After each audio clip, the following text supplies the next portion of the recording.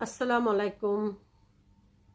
অমিতের মনটা একটু খারাপ হয়ে গেল, কারণ ও তো খুব চাইছে আমাকে রক্ত দেওয়ার জন্য।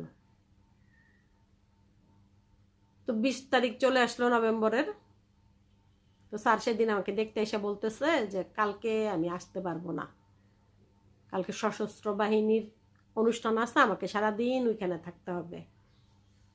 তো নীরব বলতেছে যে স্যার, তাহলে আমি ব্লাড স্যাম্পল কিভাবে দিয়ে আসবো টেস্টের জন্য হাসপাতালে? কিছুই তো চলবে না নাকি? তো স্যার বলতেছে তুমি হাইটা হইলো একটু কষ্ট করে যায় দিয়ে এসো। এরপর হাসপাতাল থেকে এদিকে ম্যানেজমেন্টরা আমাদেরকে বলতেছে যে আপনাদের রুমে লোকজন কমান, কারণ তারা নোটিশ দিছে প্রতি রুমে 2 জনের বেশি থাকতে পারবে না, পেশেন্ট এবং পেশেন্টের সাথে একজন। তো নীরব বলতেছে যে আমার বাচ্চা কোথায় যাবে, আমার বাচ্চা কি করব আমি? তো বলতেছে ঠিক আছে আপনার বাচ্চা রাখেন, কিন্তু আরেকজন কমায় দেন, সোহাগ। তো বলছে আচ্ছা ঠিক আছে। তো সোহাগ আমরা বাসায় পাঠিয়ে দিলাম, ওরা তো বাসায় চলে গেল। তা এখন আমরা চিন্তা করতেছি যে আমরা খাবার কিভাবে কি করব। কেউ তো ঢুকতেও পারবে না, বের হইতেও পারবে না, আর সব কিছু বন্ধ থাকবে। তো হঠাৎ নীরব বলতেছে যে দেখি রুবেলের সাথে কথা বললা। তো রুবেলরা জিজ্ঞেস করছে যে তুমি কি খাবার নিয়ে আসতে পারবা? বলছে হ্যাঁ। যে ঠিক আছে তাহলে তুমি হাসনার নাম্বার রাখো, হাসনার সাথে কথা বলে ওইভাবে কন্ট্যাক্ট করে তুমি খাবারটা নিয়ে এসো।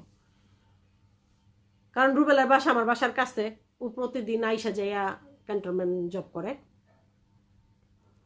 পরে ওইভাবে কন্ট্যাক্ট করে ও খাবার নিয়ে আসছে। এদিকে নীরব আবার হাসনারও ফোন করে বলছে, হাসনার ফজর রক্ত উঠা রান্না করে রুবেলের কাছে দিছে, ও নিয়ে আসছে।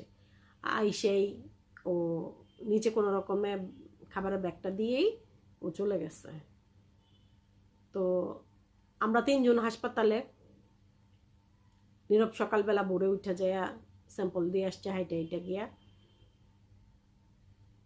সব। তখন নিরাপত্তার মধ্যে আমাদের সাদেও নিরাপত্তা কর্মীরা রাস্তায়।